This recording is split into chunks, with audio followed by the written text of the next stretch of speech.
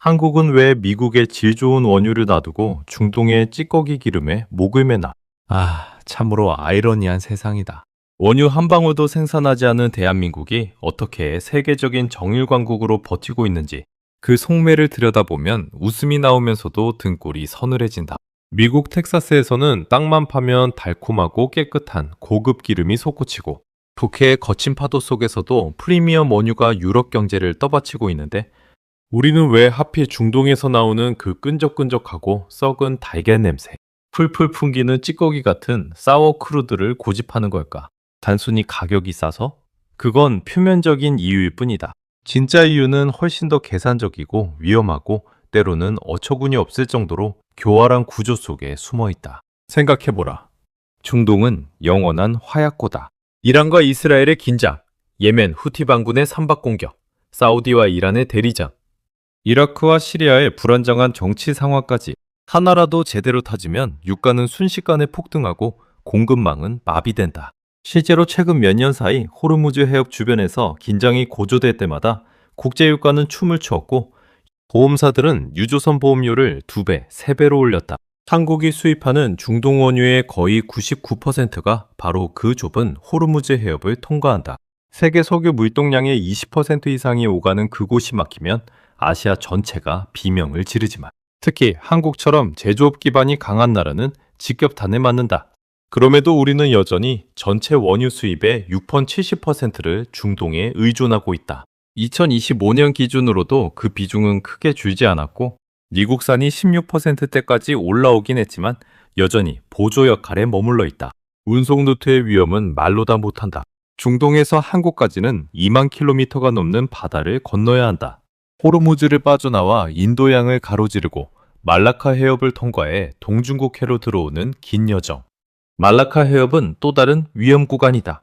해적 출몰, 중국과 인도의 해양 경쟁, 기후변화로 인한 통항 제한 가능성까지. 반면 미국산 원유는 태평양을 직항으로 건너오면 된다. 거리도 짧고 상대적으로 안정적이다. 물류 비용과 시간, 위험도를 따지면 미국산이 훨씬 유리해 보인다. 그런데 왜 바꾸지 못할까? 여기서 한국 정유산업의 본질이 드러난다. 한국의 정유사는 세계 최고 수준의 고도정제 기술을 갖추고 있다. 하이드로 크래커, 코커, 첨단 탈화, 설비 등 복잡도가 높은 설비를 대거 투자해 중동산 헤비사워, 크루드를 받아서 가솔린, 디젤, 항공유, 석유화학 원료로 뽑아낸다. 이 기술이 바로 무기다. 남들이 버리는 저진류를 사서 고부가 제품으로 만들어내는 이른바 쓰레기에서 금을 캐는 기술. 배럴당 4, 5달러 차이가 한국처럼 하루 수백만 배럴을 정제하는 나라에서는 연간 수조 원의 이익으로 돌아온다. 대기업 몇 개업 매출에 맞먹는 돈이다. 정부가 에너지 안보를 외치며 전략 비축률을 관리하지만 정유사들의 속내는 명확하다. 마진을 극대화하는 구조를 유지하려는 것이다. 이 구조가 얼마나 깊게 뿌리 박혔는지 보면 사우디 아람코가 국내 정유사 지분을 상당 부분 보유하고 장기 공급 계약을 맺은 점이 크다. 특정 정유사는 중동유 의존도가 90%를 넘는다. 설비 자체가 중동산 사워 크루드에 최적화되어 있어서 미국산 라이트 스위트 오일을 대량 투입하면 수율이 떨어지고 제품 스펙이 맞지 않아 마진이 줄어든다. 설비를 개조하려면 천문학적인 돈과 시간이 든다. 그래서 정부와 업계는 다변화를 외치면서도 실제로는 중동을 쉽게 놓지 못한다. 최근 중동 긴장으로 미국산 수입을 급히 늘리고 아프리카 난민 물량을 확보하는 움직임이 있지만 그건 임시방편이다. 진짜 전환은 아직 멀었다. 더 냉소적으로 보자. 한국은 스스로를 세계의 정제 공장으로 포지셔닝했다. 원유 생산국이 아닌데도 정제 능력과 석유 제품 수출로 먹고 사는 나라. 이 모델이 성공하려면 값싼 원료가 필수다. 중동이 제공하는 가격 디스카운트와 안정적 정치적 리스크를 감수한 공급량이 없으면 이 모델은 흔들린다. 미국은 동맹이지만 에너지 정책은 미국 우선이다. 셰일오일 생산량이 많아도 아시아 수출 물량에는 한계가 있고 가격도 프리미엄이다.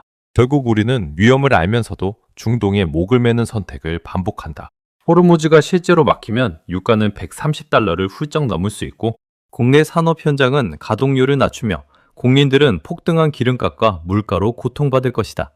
그래도 정유사들은 기술력을 자랑하며 배당을 챙기고 정부는 안정적 공급이라고 포장할 테지.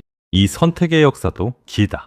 1970년대 오일 쇼크 때의 트라우마부터 시작해 셰일 혁명 이후 미국산을 조금씩 늘려왔지만 중동 비중은 60%대 박스권을 벗어나지 못했다. 최근 몇 년간 러시아산, 캐나다산, 브라질산 등을 시도했지만 규모와 가격, 계약 안정성에서 중동을 따라잡기 어렵다. 게다가 한국의 수출 산업, 반도체, 자동차, 석유화은 안정적인 에너지 공급을 요구한다. 한 번의 공급 차질이 글로벌 공급망 전체를 흔들 수 있는 나라다. 그래서 위험을 알면서도 필연적 악으로 받아들이는 듯하다.